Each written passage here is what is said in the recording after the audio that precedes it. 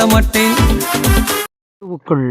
பிரியமானவர்களே, ஆண்டவரும் இரட்சகருமாகிய இயேசுவின் நாமத்தினால் அன்பின் வாழ்த்துக்கள்.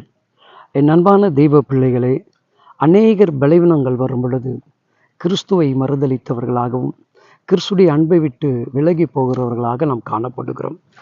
ஏன் இந்த ஆண்டவரை நான் தேடும்போது எனக்கு பலவீனம் வருகிறது, எனக்கு பிரச்சனை வருகிறது, எனக்கு போராட்டம் வருகிறது என்று சொல்லி மிகுந்த மனவேதனையோடு கூட நீங்கள் காணப்படுகிறீர்கள். ஆனால் அழகாக 2 கொரிந்தியர் 11ஆம் அதிகாரத்தில் 30வது வசனம் சொல்லுகிறது, நான் மேன்மை பாராட்ட வேண்டும் என்றால் என் பலவீனத்தோடு குறித்து தான் நான் மேன்மை பாராட்ட வேண்டும் என்று பவுல் சொல்லுகிறான். அவனுடைய வாழ்க்கையில் கிறிஸ்துவுக்காக எல்லாவற்றையும் இழந்தான். கிறிஸ்துடைய நாமத்தை உயர்த்தினான். கிறிஸ்துவுக்காக தன் வாழ்நாள் முழுதும் அர்ப்பணித்தான்.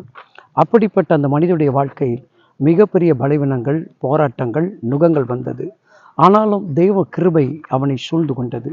அந்த கிருபையானது அவனுடைய எதிர்காலத்தை நன்மைக்குரியதாக காணப்பட்டது. பாடுகள் வரும் பொழுதும், வேதனைகள் வரும் பொழுதும், எல்லா பலவீனத்திலும் கர்த்தருடைய கிருபை அவனோடு கூட இருந்தது.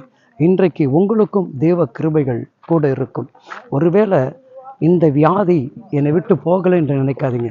இந்த வியாதியில் கிறிஸ்துவை மகிமைப்படுத்தி பாருங்கள். இந்த பாடுகளில் கிறிஸ்துவை மகிமைப்படுத்தி பாருங்கள்.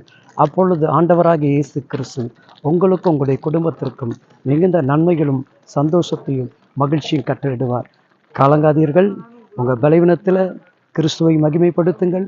இயேசு இரட்சகரை மகிமைப்படுத்துங்கள். அவர் கூட இருந்து பெரிய காரியங்களை செய்வார். ஆமேன், ஆமேன்.